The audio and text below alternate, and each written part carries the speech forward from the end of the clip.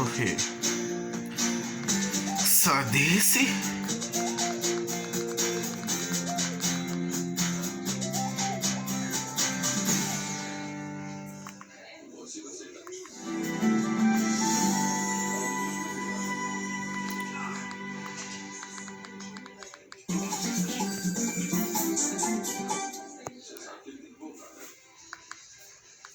Atenção! Começa agora uma teleaula de Geografia do Ensino Fundamental.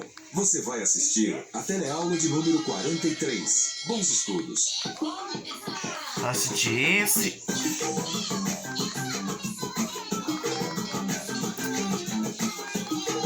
Assiste esse. Nesse meu trabalho, Site inteligente nos locais. Portugal, Itália, Espanha, França.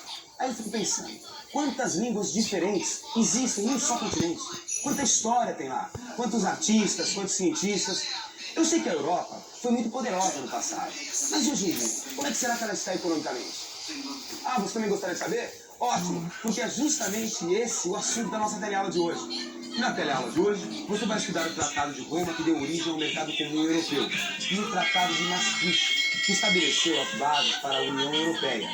Vai identificar também os diferentes níveis de desenvolvimento entre as regiões europeias e conhecer os projetos que estão sendo realizados para manter a Europa numa posição de liderança na economia do mundo. E aí, Antônio, tudo bem? Ó, Pedrão, quais são as novidades? Ah, hoje nós vamos fazer uma viagem para a Europa. Opa, tô nessa, hein? Eu tô lendo um artigo que explica como é que se originou a União Europeia. É super interessante. Você preste muita atenção porque a nossa teleaula só está começando. Eu tenho uma curiosidade de saber sobre a Europa, Pedrão. União Europeia, esse papo todo. Oi, Paulo. Aqui estou eu em Londres. Já rodei bastante pela Europa. Madrid, Roma, Paris, Amsterdã. Tô aproveitando bem. Os albergues da juventude não são nenhum hotel 5 estrelas, mas são baratos, dá para economizar bem. E a vantagem da Europa é o sistema de trens. Como os países são próximos, você consegue chegar em todos eles de trem. São viagens super bonitas. Só que é aquela coisa, né? A cada fronteira, uma língua diferente. Quando chega na Alemanha, que eu me atrapalho. Um abraço. Eu acho assim que essa matéria sobre a União Europeia tem que ser bem clara, sem muita economia. Fazer um levantamento básico assim, do Tratado de Maastricht, histórico, e como essa ideia da União Europeia surgiu a partir do final da Segunda Guerra Mundial. Eu tenho aqui um trecho de um discurso que o primeiro-ministro inglês Winston Churchill pronunciou em, quer ver? 19 de setembro de 1946, um ano depois da guerra. Aqui ele já defendia a ideia de se criar uma espécie de Estados Unidos da Europa. Isso é um ótimo começo. Então tem que estar bem por dentro de como estava a Europa naquela época. Você não acha?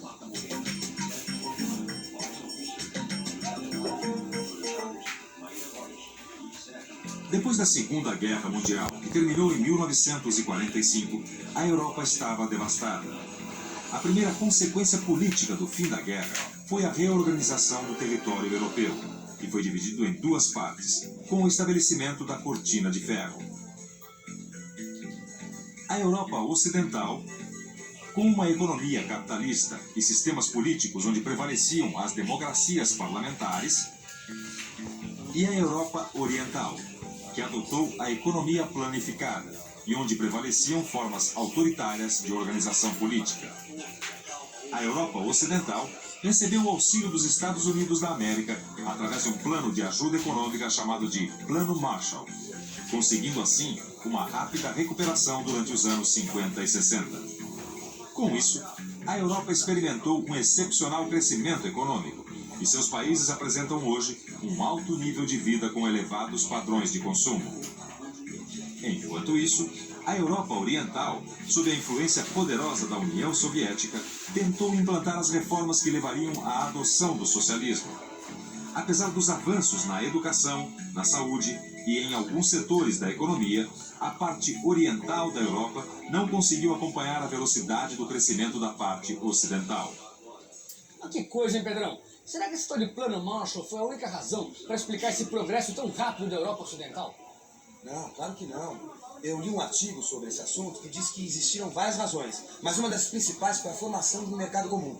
Mercado comum, Pedrão? É um mercado para harmonizar os preços e as taxas de importação entre os países que participassem dele. esse foi o início da União Europeia. Essa integração teve o seu início em 1952, com a criação de uma comunidade europeia do carvão e do aço. E foi aprofundada em 1957, com o Tratado de Roma, quando foi criado o Mercado Comum Europeu. Ah, desse mercado aí eu já tinha ouvido falar bastante. Mas quais são os países que participam dele, Pedrão? Bom, a princípio, o Mercado Comum Europeu contava com 6 países: Alemanha, Itália, Bélgica, Holanda, Luxemburgo e França. Mas os bons resultados da integração levaram outros países europeus a ingressarem nele, sendo que em 1986 já eram 12 os países integrantes. Juntaram-se aos outros a Inglaterra, a Grécia, a Espanha, a Dinamarca, a Irlanda e Portugal. Em 1991, representantes desses 12 países se encontraram numa cidadezinha holandesa chamada Maastricht e avançaram mais ainda o processo de integração, definindo os objetivos políticos e econômicos do que agora era chamada a União Europeia. Posteriormente também, ingressaram na União a Áustria, a Finlândia e a Suécia. Agora está bem claro para mim. Foi um processo que se iniciou em torno do carvão e do aço, estendeu-se para um mercado comum europeu no Tratado de Roma e depois fixou-se como União Europeia no Tratado de Maastricht. Agora a gente sabe qual foi a origem da União Europeia, mas eu gostaria de saber mais coisas sobre ela. É mesmo. Agora, quais são as vantagens que ela oferece para os países membros? As 4 liberdades. Desde 1º de janeiro de 1993, passaram a vigorar entre os países membros da União Europeia as chamadas 4 liberdades. As 4 liberdades, Bom, com certeza uma é a livre circulação de mercadorias por causa do comércio. E as outras, hein? É fácil, Dona Lia. Olha, é só pensar em tudo aquilo que facilita a integração de todos esses países, né? E que colabora também para o crescimento econômico. A livre circulação de mercadorias, de serviços, de capitais e, claro, de pessoas, né? Mas espera, deixa eu ver então se eu entendi. As pessoas que são cidadãs de países membros, elas podem circular sem passaporte? Claro. E não é só isso, não. Olha, se um italiano quiser passar suas férias na Alemanha, por exemplo, ele não precisa mais se preocupar com o passaporte. Aí também, ele não vai pagar imposto nenhum quando voltar com as suas compras para a Itália. Olha, os trabalhadores vão poder oferecer o seu trabalho em qualquer país da União. E a mesma coisa acontece com os bancos, com as empresas. Vão poder buscar os seus clientes em qualquer país membro da comunidade. E assim por diante, né? Para facilitar a integração econômica, o comércio e os investimentos, entrou em vigor em 1999 a moeda única, o euro. Mas o espaço geográfico da União Europeia não é homogêneo. A área de maior desenvolvimento estende-se do sul da Inglaterra ao norte da Itália. Nela se localizam os grandes centros industriais e financeiros, isto é, os centros de decisão da economia europeia. Em torno dessa área, identificam-se alguns centros importantes, mas que não apresentam o mesmo poder de decisão. Na periferia europeia, os indicadores econômicos e os níveis de vida são mais baixos. No entanto, os investimentos de capital que nela vêm sendo feitos procuram diminuir as diferenças existentes em termos de infraestrutura e de qualidade de vida. Em 2007, 50 anos após a formação do mercado comum, 27 países integram a União Europeia. Esse número continua subindo, com as candidaturas da Turquia, da Croácia e da Macedônia, o que está aproximando a Europa dos países de religião muçulmana. Atualmente, com aproximadamente 495 milhões de habitantes, o comércio intra-regional, isto é, o comércio entre os países membros, foi responsável por mais de 30% do comércio mundial de mercadorias e serviços.